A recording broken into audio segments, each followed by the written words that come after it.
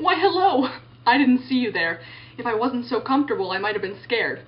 But before you go, let me tell you a tale you might fancy of Harry, Sonnet, Lloyd, Adam, and Nancy. Long, long ago, in a place once called Zor's, there sat a house on a hill, not too different from yours, except on the inside, where if one listened closely, they could hear the faint shouts of some animals mostly.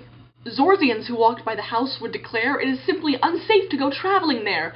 I hear voices from within, but no one ever comes out, and the Zorzians agreed it was dangerous, no doubt. So for years the Zorzians stayed away from that hill with the house that made strange noises still, and the Zorzians were happy. That is, all but one. One Zorzian named Leforian, who was not having fun. Leforian thought their town was mundane. Nothing good happens here, he would often complain, but the townsfolk replied nothing bad happens either. But Leforian scoffed and marched up Hill McGreether. "What are you doing?" they screamed up the slope. "That house up there's not safe, it's guarded with rope." But Leforian paid no attention, for their screams were a bore. He marched up the steps and he opened the door.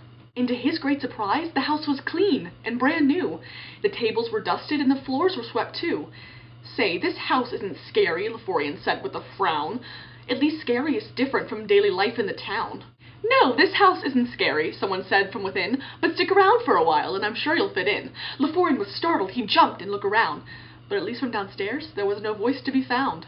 So he climbed up the steps, and to his great surprise, awaiting upstairs were 3 handsome guys.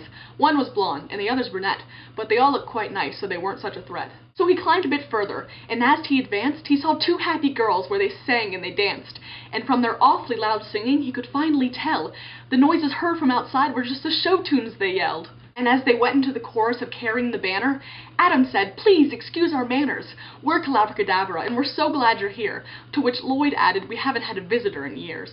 So Leforian smiled and introduced himself to the gang. They gave him big hugs and taught him all about smang. And Leforian was happy, and Collabomination had a new friend. That is until the day when it all had to end. Leforian left and returned to the Collabomination mansion, and the Collabradors welcomed this newfound expansion. But once over tea, there came an odd realization.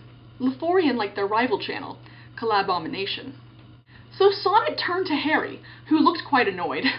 He glanced at Adam and Nancy, who then turned to Lloyd, and Lloyd killed him, with no difficulty whatsoever. And Collabomination remained best friends forever.